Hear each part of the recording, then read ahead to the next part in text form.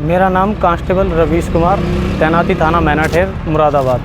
मैं डीआईजी साहब के पास में एक शिकायती प्रार्थना पत्र लेके आया था। मैं थाना मैनाठेर में तैनात हूँ। 24 तारीख को 24 फरवरी यानी कि 24/2/2024 को मुझे सीआर हेतु रवाना किया गया था जिला रिजर्व पुलिस लाइन मुरादाबाद में। 25 तारीख दूसरा महीना 2024 को रात्रि गणना के बाद समय करीब 9 बजे रात को कांस्टेबल मनोज पवार ने मुझे फ़ोन करके मुझसे पूछा कहाँ पर हो। मैंने कहा मैं पुलिस लाइन में हूँ। बोला मेरे पास आ जाओ, मुझे आपसे कुछ बात करनी है। मैं आदर्श बैरिक के पास उसके पास पहुँचा मिलने, तो उसने जाके मुझसे कहा कि लो कोतवाल साहब से बात कर लो।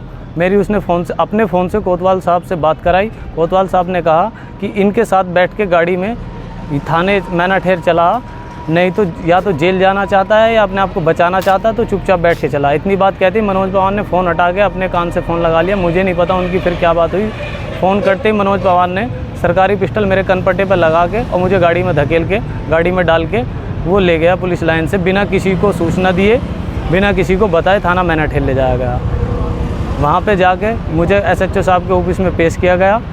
तो वहाँ मैंने एसएचओ साहब ने मुझसे कहा कि अगर जेल जाना चाहता है या अपनी जान बचाना चाहता है तो जो कांस्टेबल मनोज पवार के बक्से में चोरी हुई है उसमें रखे 4 लाख रुपए और 3 मोबाइल वो वापस कर दो, नहीं तो जेल भेज दूंगा या इनकाउंटर करा दूंगा। मैंने कहा साहब मेरे पास में कृष्णपाल, कांस्टेबल कृष्णपाल मेरे रूम में रहता है, उससे भी आप पूछ सकते हैं। कांस्टेबल कृष्णपाल को भी बुलाया गया, दोनों से हमसे पूछताछ की गई। हमने मना कर दिया, कुछ भी इसमें जांच करा लें आप, कुछ भी सच हो तो हम भुगतने के लिए तैयार है। तभी हमारे साथ गाली गलौज करते हुए, मारपीट करते हुए हमें हवालात में ठूस दिया गया पूरे भरे थाने के सामने। और वर्दी में हम मौजूद थे दोनों उसी टाइम, वर्दी में ही हमें हवालात में रखा गया। फिर कुछ देर बाद हवालात से निकाल कर कुंदरकी मेडिकल के लिए भेजा गया, CSC कुंदरकी मेडिकल के लिए भेजा गया। वहाँ हमारा मेडिकल रिपोर्ट नॉर्मल आई। तो उसके बाद में एसएचओ साहब ने, जो दरोगा जी हमें लेके गए थे रविंद्र कुमार, उनके फ़ोन पे फ़ोन करके डॉक्टर साहब पे दबाव बनाया कि या तो जांच रिपोर्ट हमारे हिसाब से बनाओ, नहीं तो इन्हें जिला अस्पताल मुरादाबाद के लिए रेफ़र करो। हमें मुरादाबाद के लिए रेफ़र किया गया। मुरादाबाद पहुँचे जिला अस्पताल, तो डॉक्टर साहब ने मुरादाबाद में मना कर दिया कि मैं इसमें कुछ भी नहीं लिख के दे सकता हूँ, आप सुबह 8 बजे के बाद आइए, जो भी आपको जाँच करानी है जब होगा। हमें सुबह फिर 9 बजे थाने से जो है जिला अस्पताल मुरादाबाद लाया गया। यहाँ पे उन्होंने जांच के लिए, ब्लड जांच के लिए भी मना कर दिया। उन्होंने हमें FSL मुरादाबाद के लिए भेज दिया। फिर हमें FSL मुरादाबाद ले जाया गया। वहाँ पे बड़े बाबू ने कहा कि यहाँ सिर्फ मुकदमे संबंधी बिसरे आते हैं, यहाँ कोई ऐसी जांच नहीं होती है। तो फिर हमें वापसी थाने ले जाया गया। फिर दोबारा कोतवाल के ऑफिस में पेश किया गया।